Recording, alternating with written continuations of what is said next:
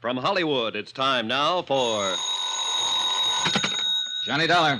Ben Tyler, Johnny. Transworld Fidelity. Oh, hi, Ben. Are you free at present? If the price is right. I mean, are you on a job? It's beginning to sound like it. Can you be on a plane for Algiers in 2 hours? Sure. Who's the client? Lorko Limited, Amsterdam. You know, they're the... Diamond Cutters, an old firm. Big-time deals all over the world. Check. What happened? Oh, one of their couriers just dropped dead in the Algiers airport. Oh, too bad. He was carrying a briefcase with $100,000 worth of set stones. Top-grade diamonds. Don't tell me, Ben. Let me guess. That's right, Johnny. The briefcase is missing.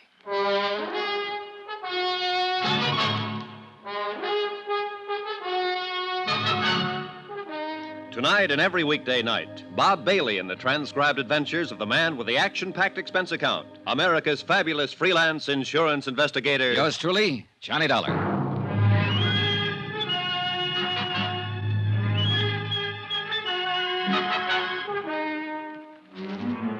Expense account submitted by Special Investigator Johnny Dollar to the Home Office, Transworld Fidelity Company, Hartford, Connecticut. The following is an accounting of my expenditures during investigation of the Lorko Diamonds Matter. Item 1, $324.60, transportation. A routine plane flight to North Africa and the city of Algiers.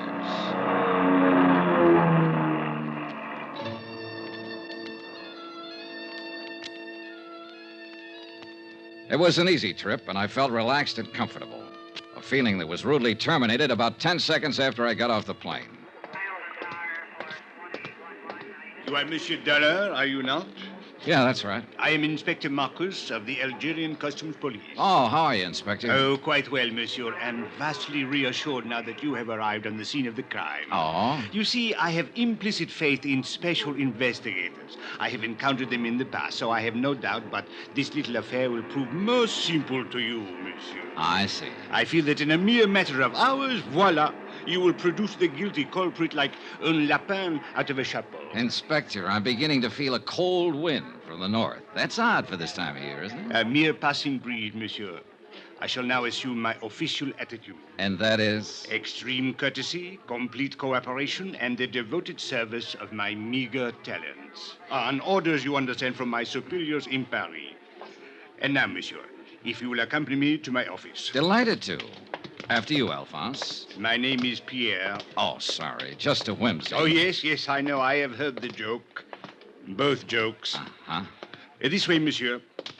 A man from the local diamond firm is waiting for us, a special representative, so he informs me. And so, since you yourself are a special investigator, I could perceive a certain advantage in letting him give you the facts, as I believe you say it in the States. Tie our tails together, sit back, and watch the fur fly, is that it? Well, he is a trifle excitable, but your metaphor, however, escapes me. Oh, I doubt that, Inspector Marcus. In fact, I doubt if much of anything escapes you. You are too kind. Except, of course, $100,000 worth of diamonds. I spoke too hastily.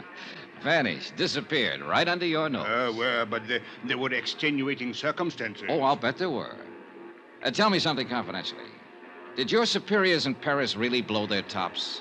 Monsieur Dollar, if I may borrow one of your more colorful expressions, they said I had probably goofed.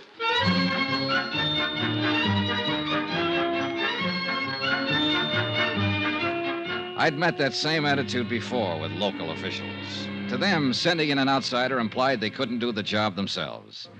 And Inspector Marcus was on an even hotter spot. The air terminal was a port of entry to Algeria, under his jurisdiction, Customs Police. As he said, he'd goofed. Maybe. It is a matter which hath entire past all apprehension. But he was right on I one know that thing. in London Hans this thing is Zeindorf, not have happened. the Lorko In representative, Paris, too, it was is not a have trifle happened. excitable. In Amsterdam, it is unthinkable such thing have happened like this. Even in your New York, mein Herr Dollar, it cannot have happened. But here, in Algiers... It have happened. Yeah, this beautiful diamond gone. All gone. It's like barbarians. This Africa is no place for diamond. Maybe you ought to tell him that in Kimberley. It's differently there. It's entire different. All right, Mr. Zeindorf. Suppose you tell me just what happened. Who can know, mein Herr? 15 years, this courier has worked for Lorko Company. We are think he is trustworthy. Entire trustworthy. Well, even a trustworthy man can die of heart failure. But he has never had this heart failing before. All right, but Perhaps it would be better if I were to, with your permission, of course, Monsieur Seindorf. Yeah. You tell. I am not talk this English much good. Precisely. These are the facts, Monsieur Dollar. The Lorko courier, a man named Paul Gruber, arrived on the plane from Amsterdam yesterday morning. Yeah. Did you know he was arriving? I did not know, but the point is a very clever one. So, a short while before landing, Monsieur Gruber was taken suddenly ill. A doctor met the plane, and the stricken man was removed by stretcher and taken to the emergency clinic. In 20 minutes, monsieur, he was dead. Diagnosis, heart failure. Mais c'est la vie. Was there an autopsy, Inspector? Another excellent point, Monsieur Dollar. Thank you. Do not mention it. An autopsy is being performed this afternoon. Good. So the courier died. And then the briefcase? It was delivered along with his other personal effects unopened to the customs property agent here at the airport. And his name, the property agent? André Jourdain. He was very busy at the moment, left the briefcase lying on his desk, intending at the first opportunity to register and place it in the vault. But the opportunity didn't come, is that it? Precisely.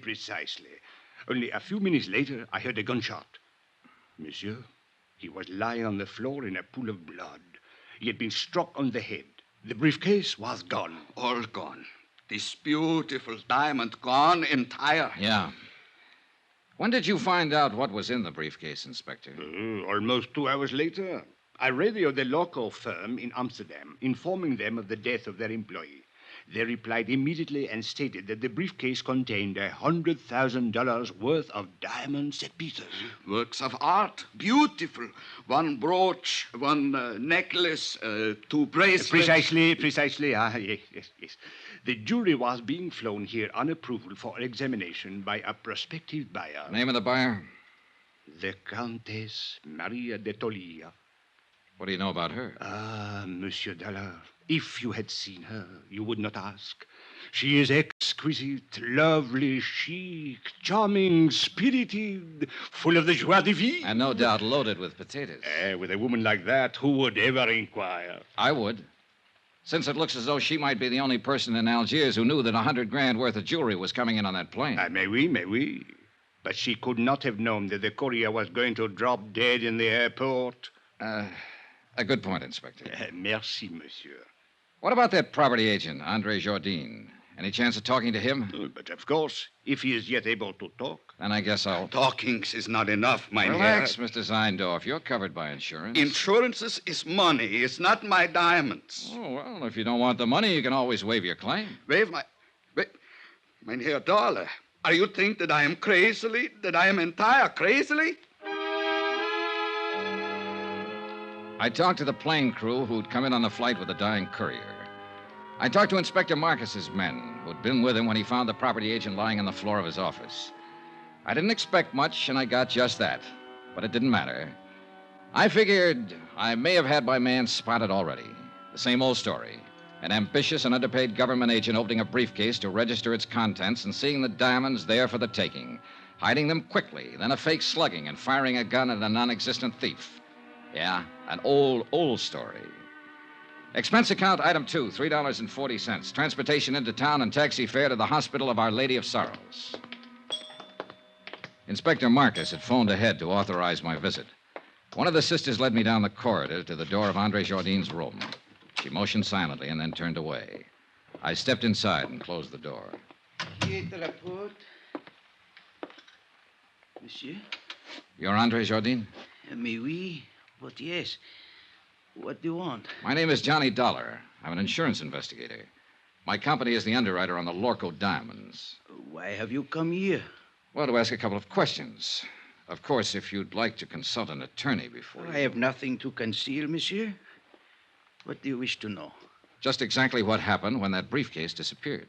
I have told it already to Inspector Marcus. Yes, I know. So now would you mind telling it to me? But there is no... Bien. I was working at the files when someone entered my office. I turned around and saw a man standing there, pointing a gun at me. Ever seen him before? No, monsieur. What did he look like? Well, he was quite tall. Heavyset? No, very thin, tall and thin. European, I believe. All right. What did he do? He ordered me to turn around, stepped up behind me, struck me with the gun. I fell against my desk. He grabbed the briefcase and ran to the door. You were still conscious? Oui, monsieur, but in terrible pain. I fumbled for my gun in the drawer of the desk and fired one shot. It is all I can remember. Uh-huh. You hadn't by any chance opened that briefcase. I had been too busy. And you didn't know what was in it? Not until they told me today. Andre, I wonder if you'd mind if I lifted a corner of that bandage and took a look at that wound on your head. If you are careful, it is very painful. Oh, sure, I'll be careful. Lie still now, please. It'll just take a second. I'll lift this edge and... I think I am lucky to be alive. Yeah, very lucky.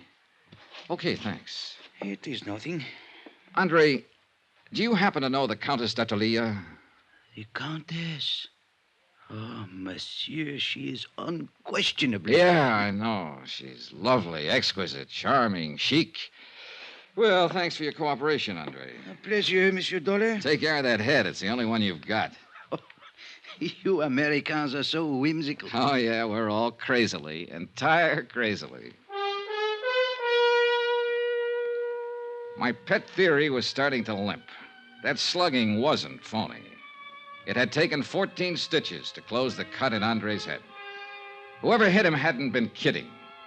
They meant it for keeps. I walked down the corridor and stood waiting for the elevator, thinking it over, trying to figure it out. But no go. I needed more facts. And a moment later, I got more facts.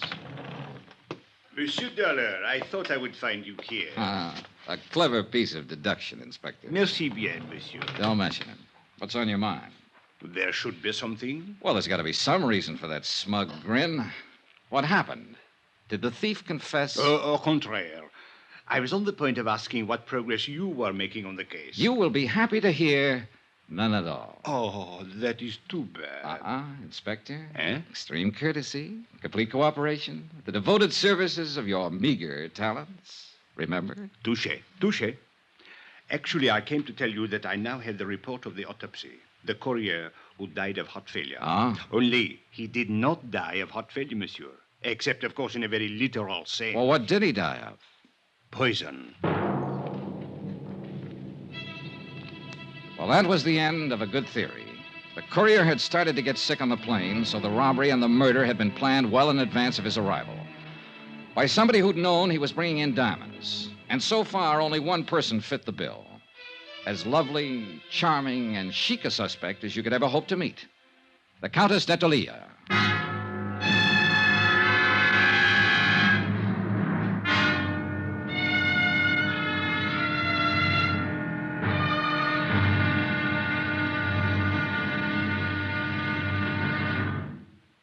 There'll be another intriguing episode in our story of the Lorko Diamonds Matter tomorrow. Tomorrow, a lovely woman lies beautifully, and a sinister whisper drifts out of the Casbah. Join us, won't you? Yours truly, Johnny Dollar.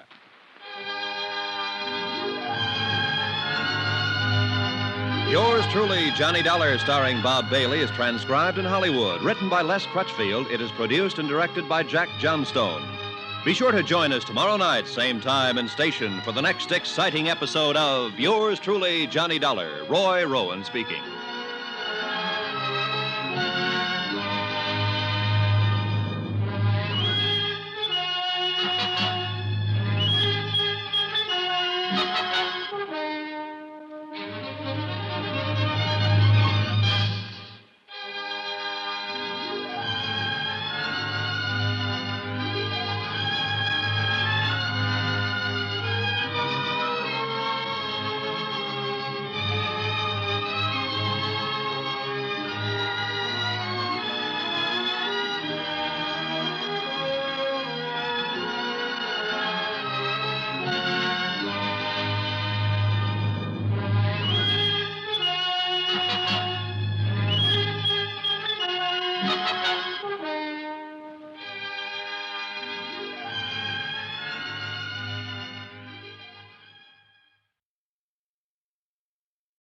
From Hollywood, it's time now for...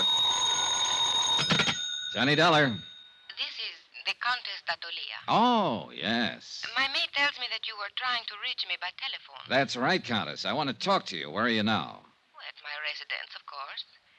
Did you think I might come running immediately to your hotel, Mr. Dollar? Not after hearing your description. I'm seldom that lucky. What is it exactly that you wish to talk about? $100,000 worth of diamonds and a dead man. I'm a special investigator I for know who you are.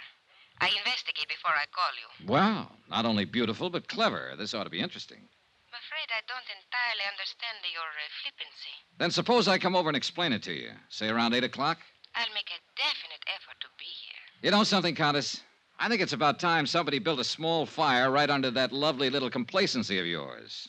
I'll be there at 8 with matches.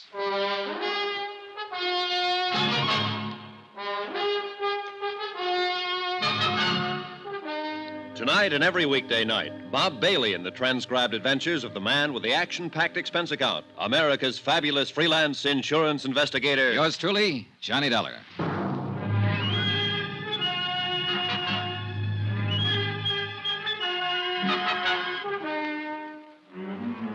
From Special Investigator Johnny Dollar, location Algiers, North Africa, to the Home Office Transworld Fidelity Company, Hartford, Connecticut.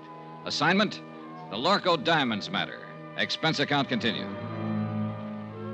Item 4, $6.80, dinner and appetizers. I'm never any good trying to spar with a lovely female suspect on an empty stomach.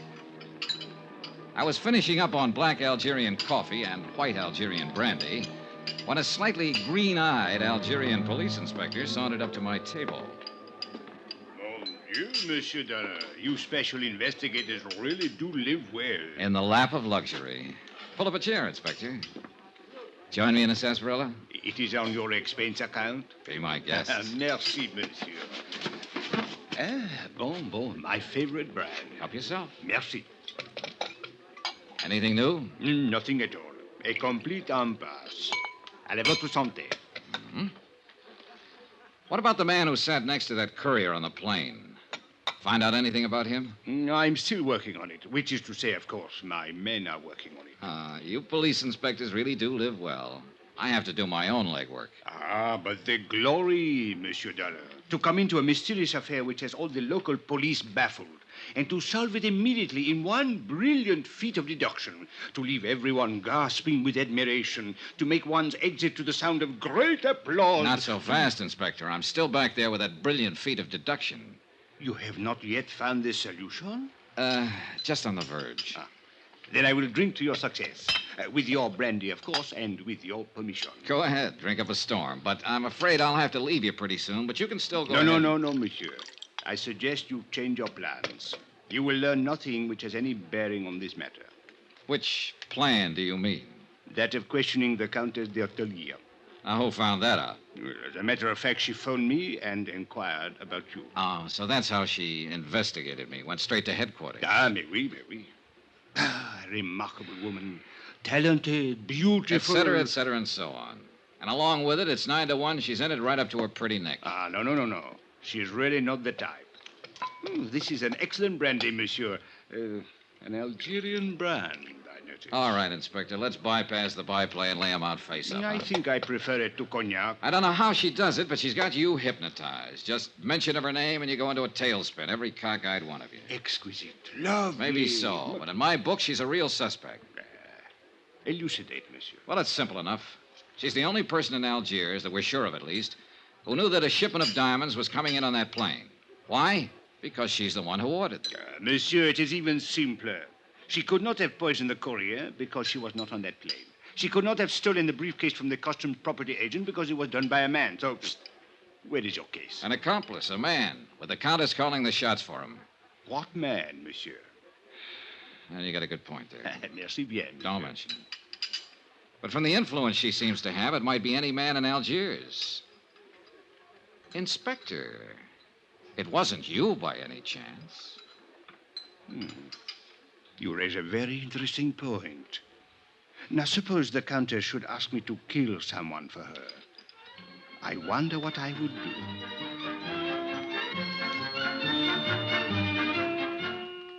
A page boy came into the dining room looking for me.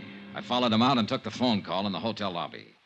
It was the American consulate with some information I'd asked for them earlier. I hung up finally and looked at my watch. I was already late for my appointment with the Countess. So I walked out the door of the hotel and flagged a taxi to the apartment of the Countess d'Atolia. She lived in the swank genteel Bois de Louet, a residential district favored by top government officials and wealthy French businessmen. But the building she lived in was a little frayed around the edges, and the maid she'd mentioned was nowhere in sight. The pieces were starting to fit together. Good evening, Mr. Dollar. Countess? Since you are here, won't you come in? Thanks. This way, please. I'm rather surprised that you came. I was really not expecting you. Yes, I know. Did Inspector Marcus find you? Look, suppose we get it straight right now. You seem to have a lot of influence with the inspector, and probably with his superiors, too, from what I hear. Sit down, Mr. Dollar. Thanks. Well, do we play cat and mouse for a while, or do you want to give up right now, hand them over, and, as they say, throw yourself on the mercy of the court? I would like a cigarette. You could always claim that you fell in with evil companions, or that a man led you astray. They're in the box there by your elbow. A tall, thin man, for instance, with his collar turned up and his hat pulled down, carrying a gun when last seen after slugging a customs agent at the Algiers airport. Mr. Dollar, are you opposed to smoking on moral grounds? No, but I'm opposed to murder. Have a cigarette? Thank you. Light? Is there any other way of smoking them? Mr. Dollar, I expected you to come here and be annoying, but I didn't know you were going to be insulting as well. That's just my mean personality. You seem to be under the ridiculous impression that I actually had something to do with this crime. I think you had plenty to do with it. A sort of arch criminal, perhaps? Or what is it you call them in the States? Big shot? Oh, Countess, you're a scream. I'll bet that courier died laughing. If you have a reason for these opinions, or believe you have a reason, I think you'd better tell me about it. Otherwise, good night. Oh, I have more than one reason. In the first place, I'm not certain that anyone besides you even knew the diamonds were being sent here. Except for the Lorko Company, of course, and they wouldn't be likely to advertise it. Mr. Dollar, all of my friends and most of my acquaintances have known for 3 weeks that I'd ordered that jewelry. Oh? Well, I have a copy here of a letter that was sent to you by registered airmail from the Lorko Company in Amsterdam a week ago today. According to post office records, you received it 2 days later. Remember it? Yes, I remember. It states the name, flight number, and time of arrival of that courier who was murdered. I said I remember. And it cautions you specifically not to give that information to anybody. So even if other people did know, you're the only one who knew the exact time the diamonds were coming in and exactly who was bringing them. All right. Perhaps I am at fault in a way. There was a cocktail party at the government club the same evening I got the letter. I forgot it for a moment and told someone about it. Who? Just a girl I happened to be talking What's to. her name? It doesn't matter. She was just stopping over on a world cruise. Anybody else hear you? I don't know. The place was packed. Government men, business people, Army, Navy officers. Anyone might have heard. Uh-huh. Was Inspector Marcus at the party by any chance? Yes, I spoke with him during the evening. Mr. Dollar, I'll admit I was wrong, but there is hardly grounds for... All right, let's get to point 3. The Countess Maria d'Atalia, Italian by birth, title inherited, old family. Goes back through one line, in fact, to Lucretia Borgia. I did not poison the courier. Your family estates were confiscated by Mussolini. Family migrated to Bizerte, and then to Lisbon for 3 years. You left them there and went on to London. Since the war, you've lived in Paris, on the Riviera, back to London, Mallorca, and finally here. Have you been following me, Mr. Dollar? The consulate was pretty thorough. Anyway, you're well known in the international set, accepted everywhere, and apparently able to get along fine on your title and your looks. It is not very pleasant to be dissected while one is still alive. As a matter of fact, you're flat broke. You've been living on credit for the last 4 months. I think you have gone about far enough. And yet 3 weeks ago, you ordered $100,000 worth of jewelry sent to you on approval. How did you plan to pay for it? Get out. Or did you know you wouldn't have to pay for it because it was never going to be delivered? Get out of here. I don't have to listen to this. I don't have to answer your insulting questions. My private affairs are my own concern. So the ice finally melted, and now you're going to blow your top. Get out, or so help me, I'll kill you. You mean me, too? You... Oh, no, hey, put that down. Don't throw that. Why, you little devil. Stay back. Now, let go of me. Settle down, then. And stop throwing things. I will do as I please. It is my house. So proud. Oh, good Lord. A woman who can even cry beautifully. Leave me alone. Oh, you're unbelievable, baby. The boys were right. You're everything they said you were. Oh, it's too bad. Go away. All right. But before I do... Where are you going? No, don't.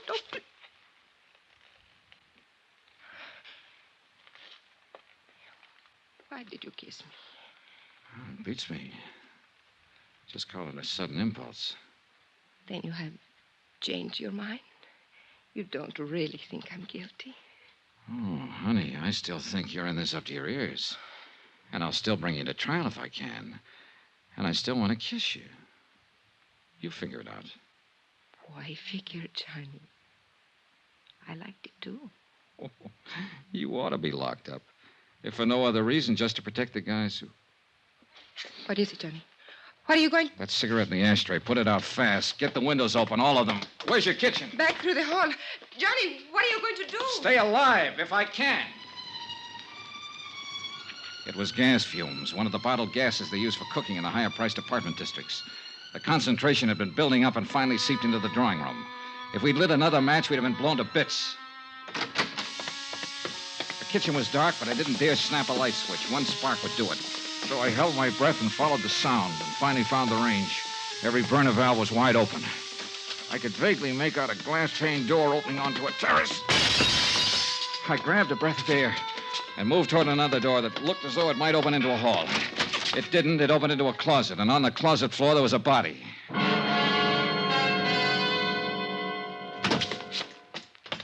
What happened, Johnny? Why did you go... Johnny, who's that? He's a man from the Lorko Company. Name is Zeindorf. Feindorf? But where did you find him? Out there on the floor of a closet. But why? What was he doing here? You tell me. I don't understand it. He has no business here. What is wrong with him, Johnny? Well, right at the moment, he seems to be a little bit dead.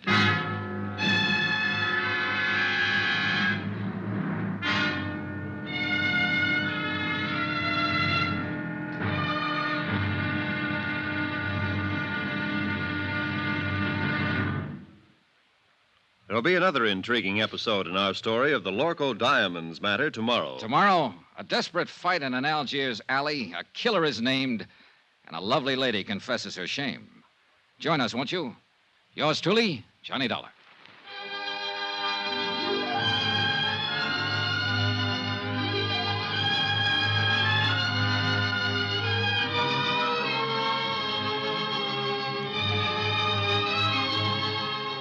Yours truly, Johnny Dollar, starring Bob Bailey, is transcribed in Hollywood. Written by Les Crutchfield, it is produced and directed by Jack Johnstone.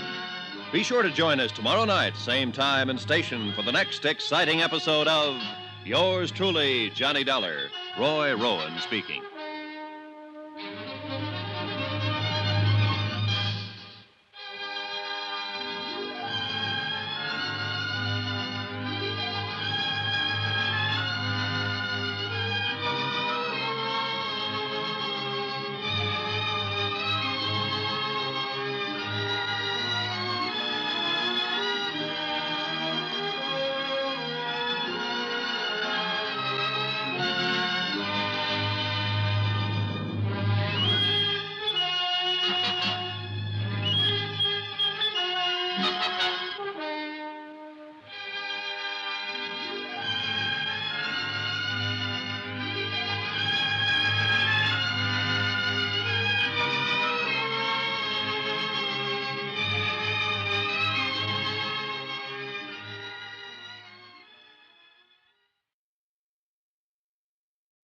From Hollywood, it's time now for...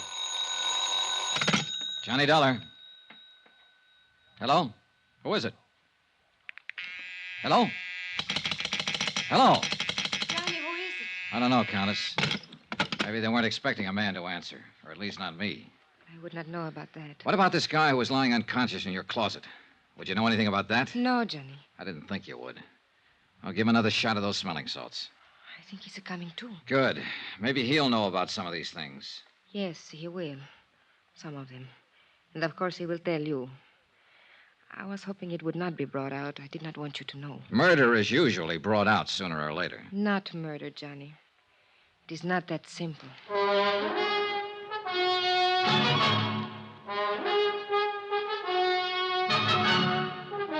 Tonight and every weekday night, Bob Bailey in the transcribed adventures of the man with the action-packed expense account, America's fabulous freelance insurance investigator. Yours truly, Johnny Dollar.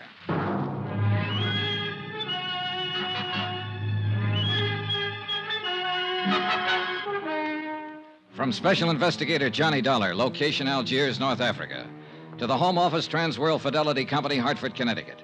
Assignment, the Lorko Diamonds Matter. Expense account continued.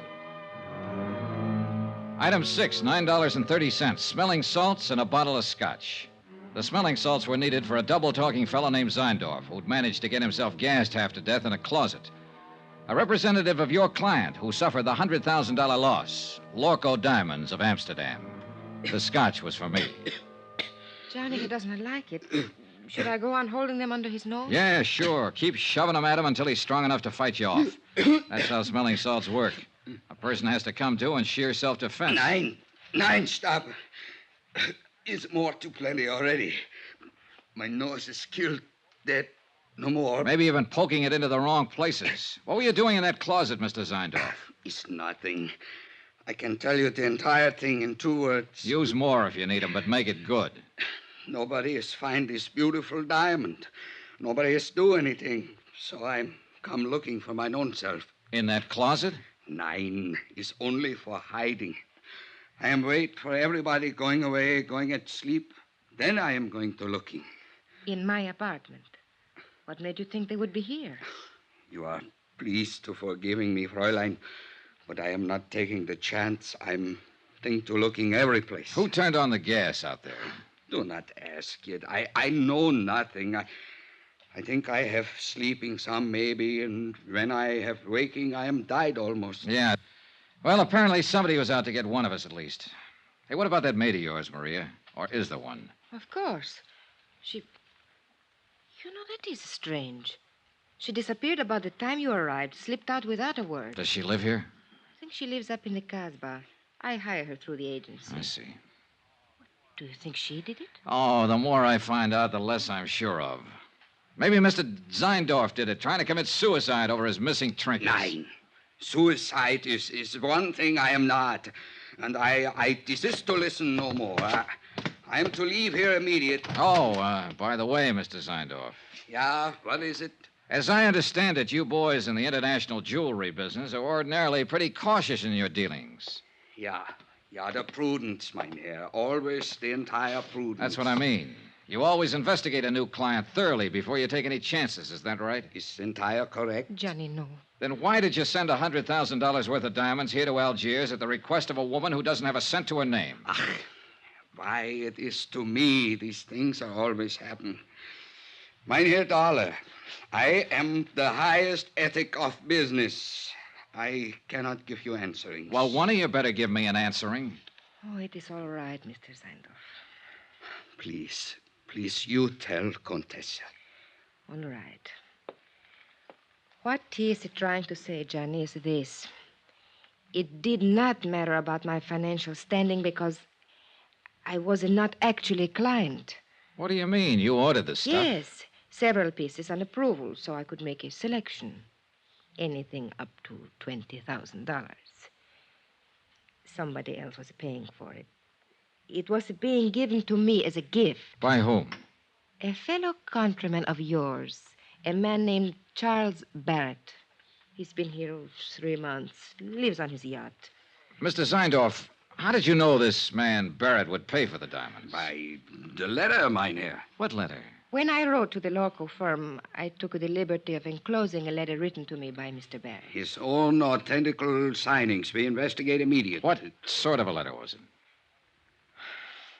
He promised to pay for a gift of jewelry up to $20,000 of my own selection in return for certain considerations. What considerations? Romantic, Mynheer. It is a little present of the engagement. Is that what it was, Maria? An engagement present? Yes. I see. I think I go now. It's too much has happened in this place. Is it all right to smoke now? Yeah, sure. The gas is cleared out. Here. Thank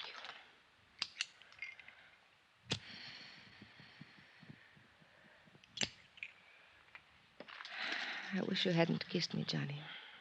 I thought you said you liked it. I did. That is why I wish you hadn't. Are you trying to say that... Oh, relax, Johnny. I am not a child. No, I have not fallen in love with you any more than you have with me. But I could, very easily. What about this man, Barrett? What's he like? Oh, an overbearing, spoiled, middle-aged little boy. The price sounds kind of high. What else is there? Ever think of working? Where? At what? In Italy, yes. But you know what's open there for an impoverished countess. Yeah, I know. And I suppose you can't get a work permit anywhere else, is that it? Oh, forget it, Johnny. All I know how to do is be highly ornamental, say the right things to the right people, do the right things at the right time, and eat by stealing caviar at cocktail parties. You go hungry a lot that way. Yeah, I guess it's rough. Well, don't let it throw you, honey. You're not the first girl who married for money. What? I guess you don't understand. Nobody has said anything about marriage. Oh, I see. Well, Johnny, I imagine you will be leaving now. So, good night, Johnny. Goodbye. For all the progress I'd made in the case, I might as well have stayed at home. Another fish off the hook. Logical suspect number one had been the customs property agent, Andre Jardine. But the blow on the head that sent him to the hospital hadn't been faked. And that, plus the fact the diamond courier had shown symptoms of poisoning before the plane even landed, seemed to leave Andre in the clear. And now, number two, Maria Countess d'Attalia, was apparently able to supply another answer every time she needed one. And her answers were backed up by Hans Zeindorf, Lorko's own representative. We were shortcutting through the harbor district when I began to realize that the same car had been behind us ever since we'd left Maria's. It was a low-slung English job, expensive and easy to recognize. Driver. Oui, monsieur? Hit the gas a little harder. See if you can shake that car behind us. Mais oui. The other car picked up speed to match ours and still held the same distance. Hey, try a couple of fast corners. I want to make sure. Yeah?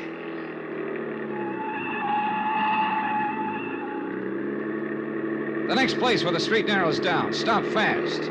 Swing crosswise. Block off the road.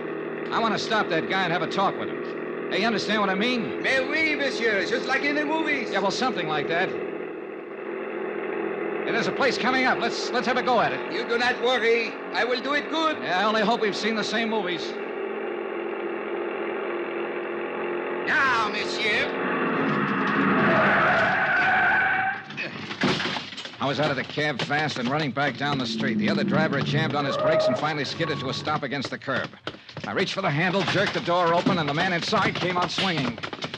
A big man, little on the beefy side, but plenty tough. I didn't know him, never seen him before. He fought silently and fought hard, but he was a sucker for a left.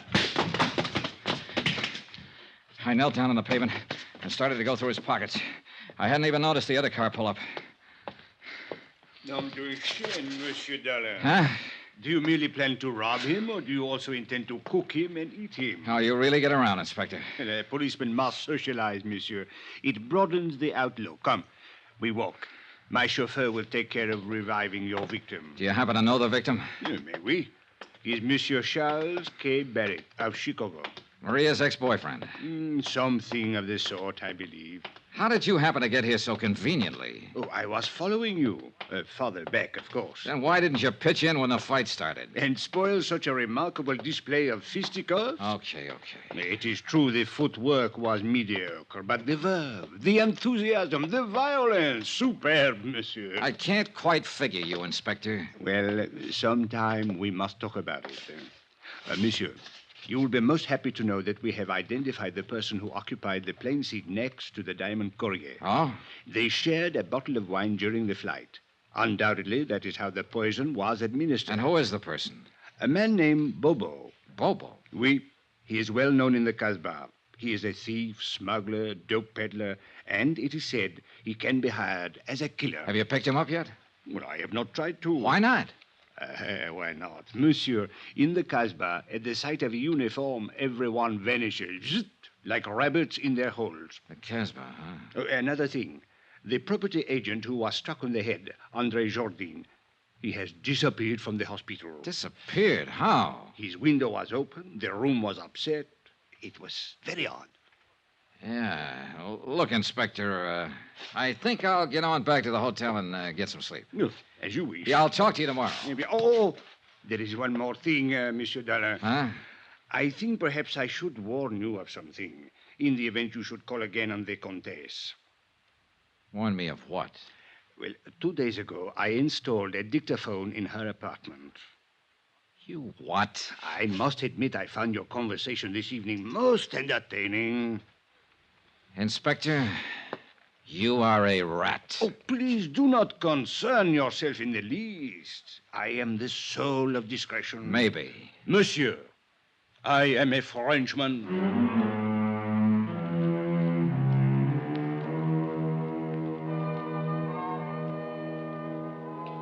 Twice tonight, the Casbah had been mentioned. The strange, mysterious native quarter on the steep hill behind the city. Maria had said her maid lived there. And now Bobo, who'd given poisoned wine to the diamond courier. I had an angle, and I had some ideas. The picture was finally starting to make sense. But I needed some more answers. And the trail led into the Casbah.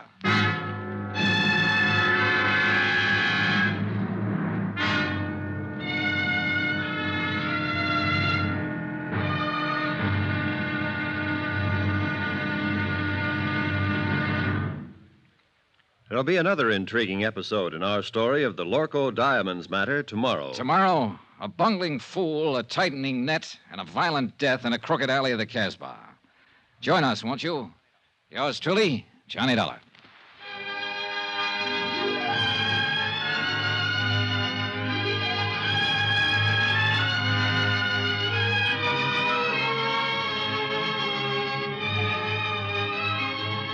Yours truly, Johnny Dollar, starring Bob Bailey, is transcribed in Hollywood. Written by Les Crutchfield, it is produced and directed by Jack Johnstone. Be sure to join us tomorrow night, same time and station, for the next exciting episode of Yours truly, Johnny Dollar. Roy Rowan speaking.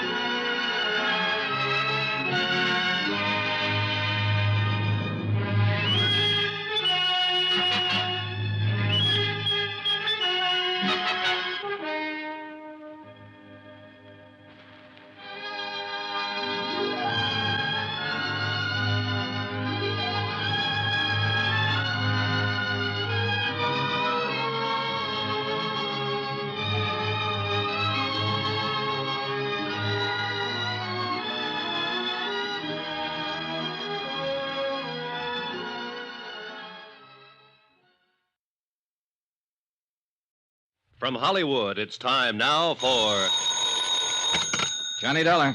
This is Abdul.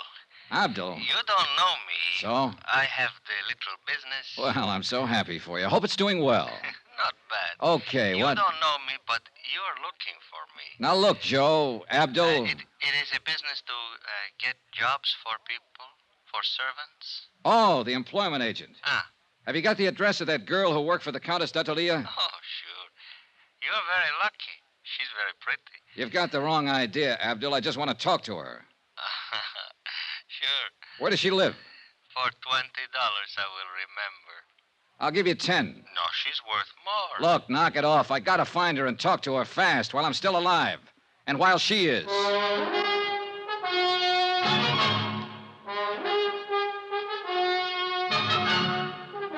Tonight and every weekday night, Bob Bailey in the transcribed adventures of the man with the action-packed expense account. America's fabulous freelance insurance investigator. Yours truly, Johnny Dollar.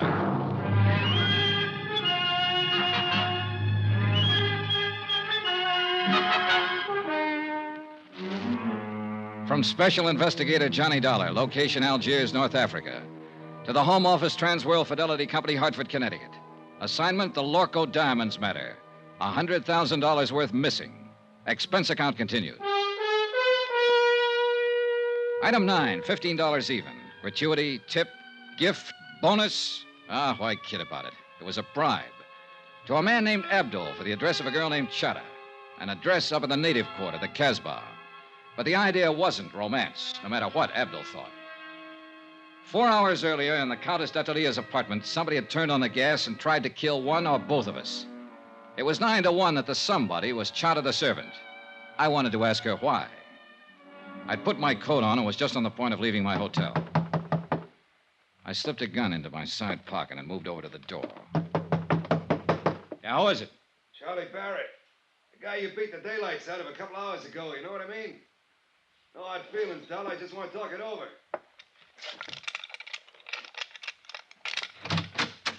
All right, Barrett. What's on your mind? You object if I come inside? It's kind of personal, you know what I mean? Probably.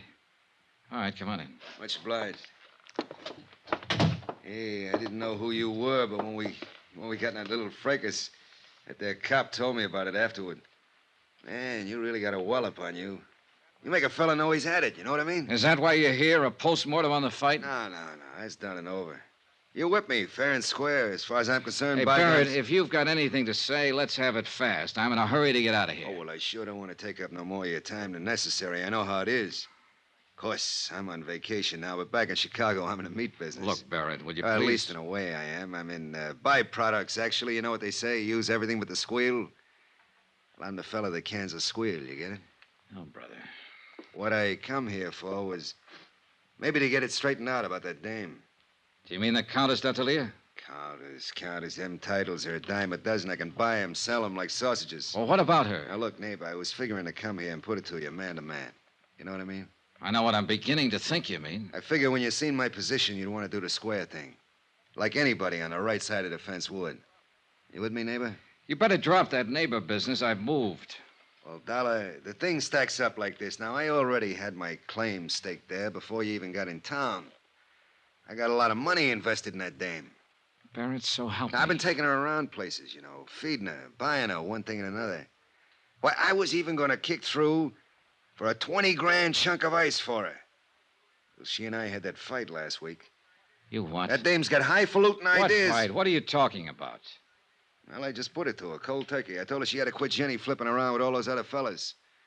Or I just wasn't going to have nothing more to do with her. Well, that made her mad, you understand? She lit into me. Man, you ought to hear that dame talk when she's mad. You'd think Hey, that look, she... when was this fight? Was it before the diamonds were sent here? Why, sure. Sure, I said if that's the way she was going to act, she could forget about them diamonds. Well, I ain't seen her since or talked to her, but I just can't seem to get her off my mind. Now, look, Dolly, you was in her apartment there for 2 hours and 40 minutes tonight, and I don't like it. It bothers me. Strictly business, Barrett. And I gotta get going. Now, wait a So minute, Dollar. Just wait a minute. We still got something to settle here. Like I told you, I got Oh, money. Barrett, get out. Hey, you better hold your horses. I don't know if you know the name C.K. Barrett, if that means anything to you. But I got influence back there in them United States. So it's the hard way, huh? Look, you just work for that company of yours. You're nothing but an employee. And if you think you can talk to me like you can to some of these foreigners, then here, now. Still a sucker for a left. Hello, room service. This is Johnny Dollar. Some drunk just wandered in here and passed out. Would you send up a couple of boys to drag it out in the hall?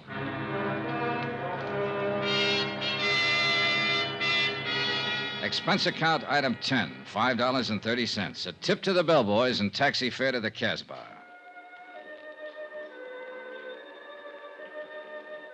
The taxi dropped me off at the end of the causeway, and from there on I walked. It was late, well after midnight, but the narrow, crooked alleys were teeming with life. Some of it out in the open, some of it under cover. Small groups of people met together here and there along the cobbled streets. Men of 24 tongues and dialects. And women, too, slipped silently in and out of the dark doorways, or crouched over tables in the dim-lit cafes and coffee houses. Groups usually fell silent when I passed and stared with hostile curiosity. The Casbah, backwash of North Africa. Little known, seldom bothered, and scarcely policed.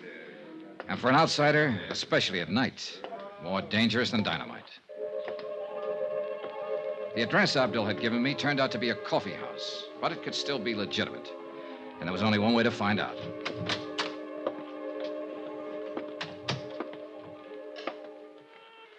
What do you want? I want to see Chata. What for? Private reasons. Chata's not here. Where can I find her? Take a seat. Table in the corner. Maybe she come. I took the seat, ordered coffee, and waited. A wrinkled old Arab squatted on a rug in the middle of the room and played strange, weird melodies. Gradually, the other patrons went back to their conversations, ignoring me completely. In fact, pointedly. 20 minutes passed. The girl didn't show. You will, of course, not object, monsieur, if I take the liberty of joining you? No, sit down. Merci. So, you wish to see Chat? Yeah, that's right. Do you know her? Oui, I know her very well. Know where to find her? But naturally, monsieur, I always know where to find her. She's my woman. Oh, so you're the man they call Bobo. Oui, monsieur. The man who poisoned the diamond courier. Oh, monsieur, it is true that I gave him some wine. A little, not much. But I think perhaps it was a bad vintage. Yes, most unfortunate. It was for him. Well, perhaps it was for the best. Life is so uncertain. But I do not wish to think of such unpleasantness.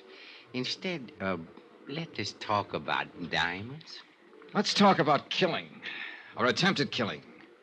Is Chata the one who turned on the gas in the Countess's apartment? It is possible that she did that. On whose orders? It was nothing personal, monsieur. I didn't even know that you were going to be there. I see. Then you really meant to... Diamonds, monsieur. That's enough of this foolish talk of killing. All right. All right, what about the diamonds? You were sent here by the company that has insured them.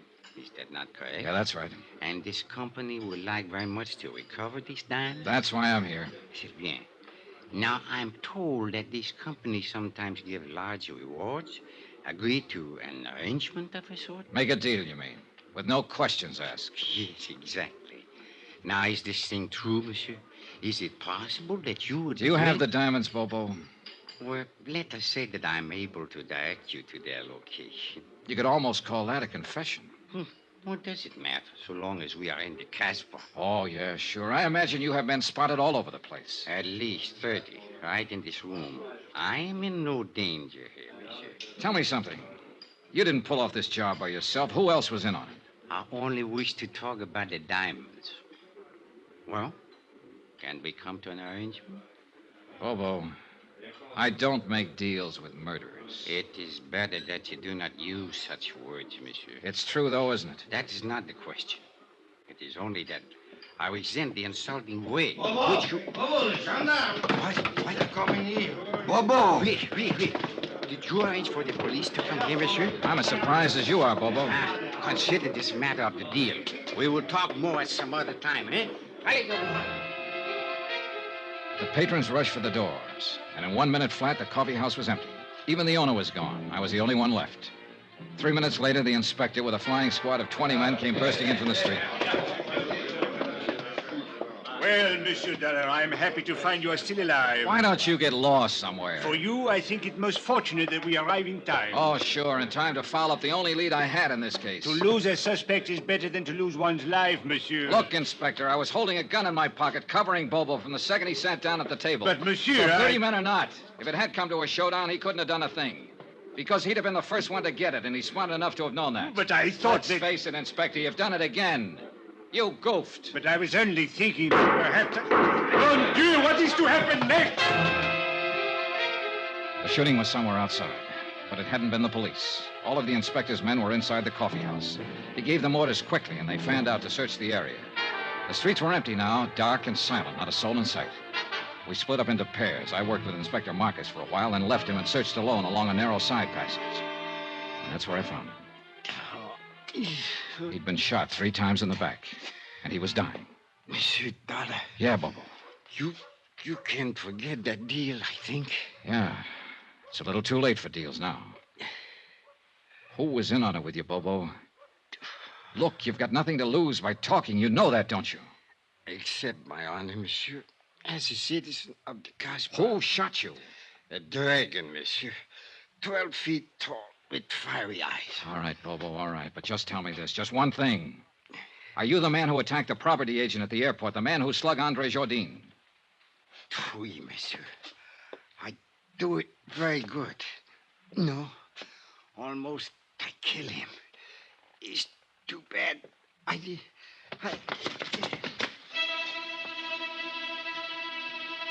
A minute or two later, Inspector Marcus came up, and we stood there looking down at the dead man lying on the stones of the alley.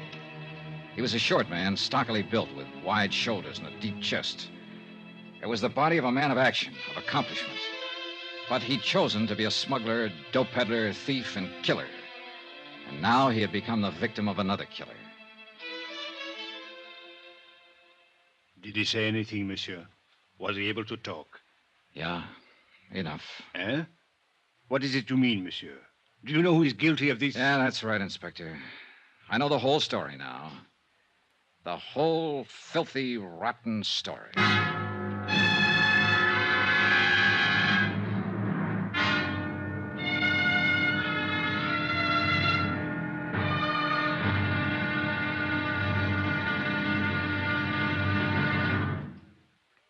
There'll be the final intriguing episode in our story of the Lorko Diamonds Matter tomorrow. Tomorrow night, the odds are set. The last chip is down. It's the last spin of the wheel. And death is the croupier. Join us, won't you? Yours truly, Johnny Dollar.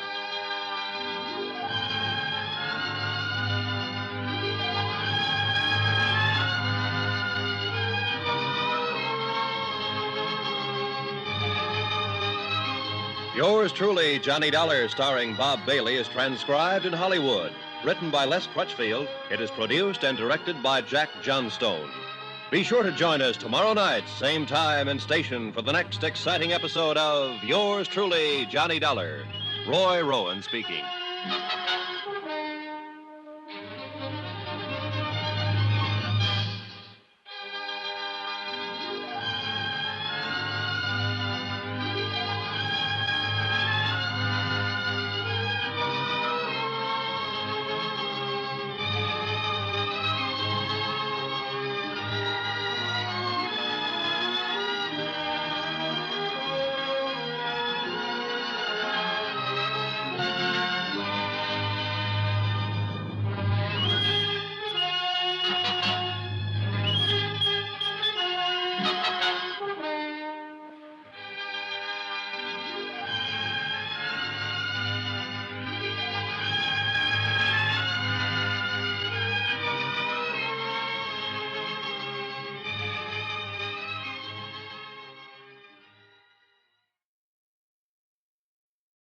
From Hollywood, it's time now for... Johnny Dollar. Johnny, this is Maria. Maria. Well, isn't it kind of late at night to call? You've got to help me, Johnny. I'm being followed. Aren't you at home? No, it's a little cafe on the waterfront. I came in here to phone. Why the devil did you have to go out? Everything was set up. If you'd stayed home, you'd have been safe. What are you trying to do, get yourself killed? Johnny, this is no time. Where are you? What's the name of the place? The Marrakesh, number 41 Rue de la Mer. I'm afraid to go outside. No, whatever you do, don't go outside. Stay right where you are until I get there. But, Johnny, Take your choice, Maria. It's either that or wind up on a marble slab. What do you mean? You know what I mean. You know better than anybody. Now stay there.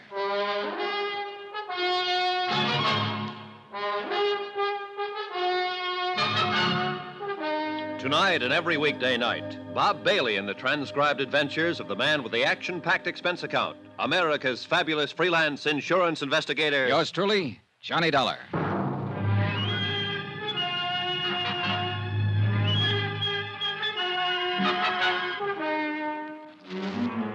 From Special Investigator Johnny Dollar, location Algiers, North Africa, to the Home Office Transworld Fidelity Company, Hartford, Connecticut. Assignment, the Lorko Diamonds Matter. $100,000 in jewels stolen, and a murder. Expense account continued. Item 12, $2.20. Taxi fare to the waterfront of the Marrakesh Cafe. There was no time to lose and no time to get help from Inspector Marcus. A half hour earlier, he'd set a trap, and he and his men were staked out around Maria's apartment house waiting. But apparently, she'd gone to the cafe before he got there. So now the whole thing had blown wide open.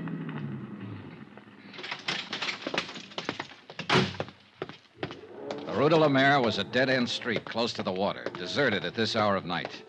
A couple of dim street lights and a light over the door of the Marrakesh Cafe. Everything else was in darkness. There was no movement, no sign of life.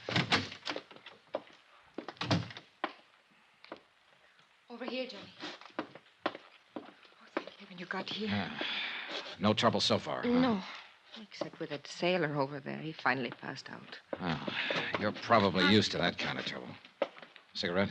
Yes, thank you. Now, what were you doing down here at this time of night? I was visiting a friend. Is that the friend's car parked out at the curb? Yes. Charlie Barrett, huh? The meat packer from Chicago who was going to give you the Lorko Diamonds.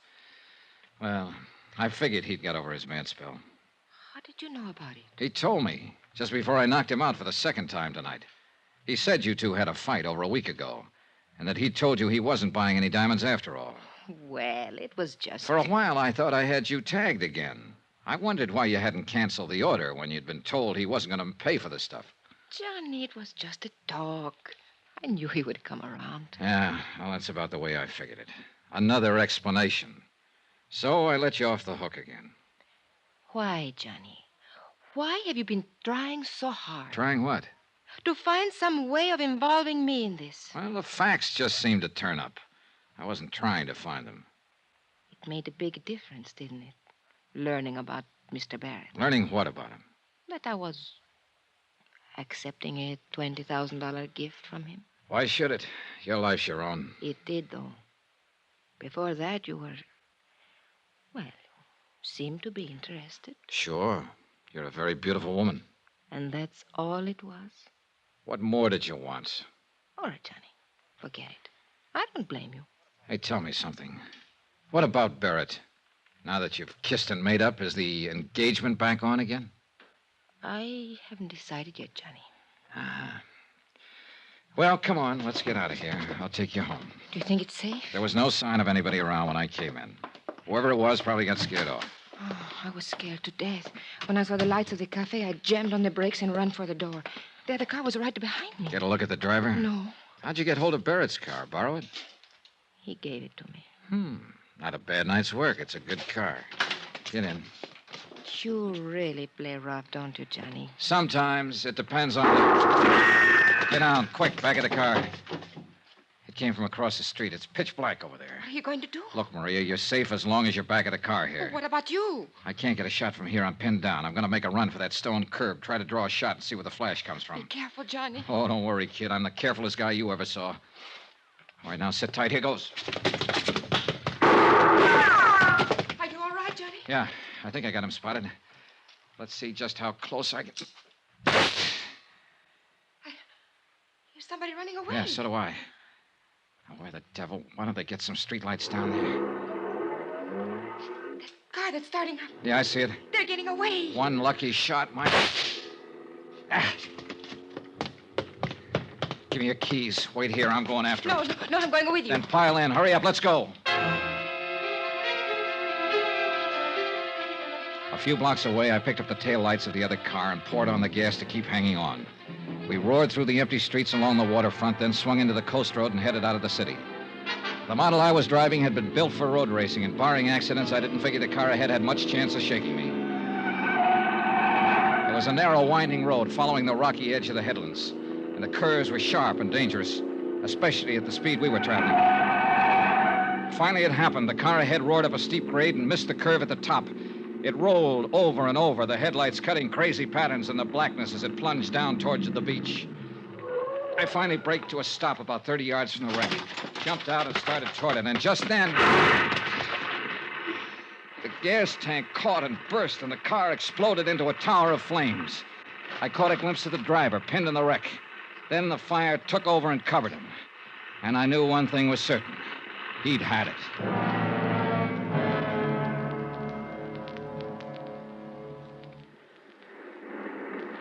It's dying down. Yeah. The gasoline is all burned now. What a terrible way to die. What way isn't? I guess... Johnny, could I have a cigarette, please? Yeah, sure. Here you go. Thank you. Yeah, light up, Maria, while you watch him burn. What a horrible thing to say. It's quite a relief, though, isn't it, knowing you're safe now? Well, of course it's a relief when someone has just tried to kill you and now you know that they... That's true, but it's not what I meant. I don't think I understand you. What I meant was you're safe because now he won't be able to talk. Able to... Who won't be able? Do you mean you know who's in that car? Of course, and so do you. It's the customs property agent, Andre Jardine. Andre? Sure. Who else would have any reason to kill you, since he was the only one left after... Oh, I guess you haven't heard about it yet. Bobo's dead, too. What? Who is Bobo? Your other partner. Andre shot him in the back earlier tonight up in the Casbah. So you're doubly safe now, Maria. They're both dead. And for everything else, you've got an explanation. With just one exception. I don't even know what you're talking Oh, about. now, don't be modest. Actually, it was quite a scheme, whether you thought it up or Andre Oh, did. you are out of your mind. The idea was to make sure the diamond courier died, either on the plane or at least before he got through customs. That way, the courier's briefcase would be sent to Andre's office. Then Bobo was to help Andre fake the stick-up. But Bobo turned out to be a tough cookie. This may be true, Instead but of sticking to plan, he decided to go for broke. When he slugged Andre, he tried to make it stick, but Andre managed to reach his gun, so he ended up in the hospital instead of the morgue. What has all this got to do with me? Then Andre got the idea of a double cross. He left the hospital, went into the Casbah to look for Bobo. He found him, and he killed him. I still don't see His next step was a natural, to knock you off and keep the whole take for himself. We expected it, and we were ready for him. Inspector Marcus is staked out right now at your apartment house, waiting for Andre to show up. We didn't know you'd already gone out earlier. Well, all of this may be true, Johnny. But why do you insist on trying to fit me into the picture? Because that's where you belong. I mentioned the fact that you'd been able to come up with an explanation every time you needed it, with just one exception. What exception? Both Andre and Bobo have tried to kill you this evening. Why? Unless you were in on this thing. What reason would they have? Well, I don't know. Of course. Why should I know? I don't know why they tried to kill me, Johnny. Oh, a good answer, Maria. And it'll probably work. Yeah, you figured that one out fast. I don't know what you mean. No, of course you don't. Well, Who has the diamonds? I will before morning. Johnny, why couldn't you... Knock it off, kid. You got the wrong guy. It won't work with me. It could. Sure, I know. You're beautiful, charming, lovely. And you're rotten. Rotten right to the core.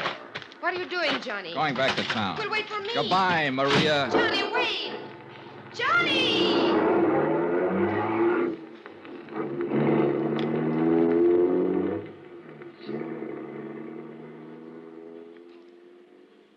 An hour later, I was out at the air terminal in the customs property office watching Inspector Marcus open a vault. Mon Dieu, what a nuisance. Always they make these combinations so difficult. That's the general idea, Inspector. True, but still one would think... There we are. And now, if you are correct, Monsieur Dollar, we shall soon have our hands... There, that briefcase in the corner. Mais oui. It is the one. Good. Let's have a look at it. It will be necessary to force the lock. Here, pry it open with this. Looks like an easy one. It is merely a matter of... Voila. Ooh, beautiful, no? Yeah. Too beautiful. Tell me something, Monsieur Dollar. What made you know that Andre Jardine was guilty? Something Bobo said just before he died. Hmm? Yeah. He confessed he was the man who had slugged Andre. But Andre had described his assailant as tall and thin. Bobo was short with a stocky build. Andre had lied. And all this time, the diamonds were right here in this vault to which Andre, as property agent, had access. Can you think of a safer place? Hey, Inspector, what about Maria Dattoria? Well, I am inclined to agree with you, Monsieur Dollar, but... well... Yeah, I know. Nothing but suspicion. Yeah, precisely. If I were to file charges and bring her to trial on such evidence as this, well, she would cry a little, perhaps, and look very beautiful. And, monsieur, the court would hang me, not her. Yeah, you're right. You could never make it stick. C'est la vie.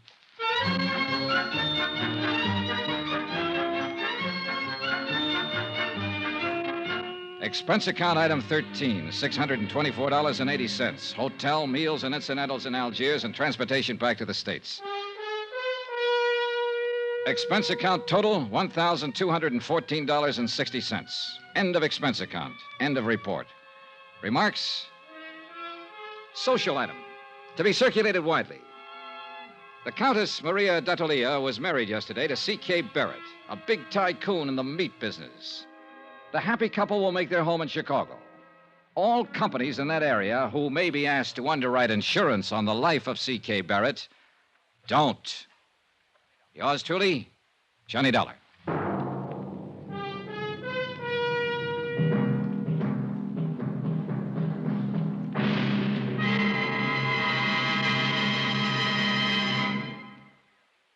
Remember, there'll be a new exciting story on Johnny Dollar beginning next Monday. Next week, the Broderick matter, an exciting chase after a charming, beautiful girl. After all, who wouldn't? Join us, won't you? Yours truly, Johnny Dollar.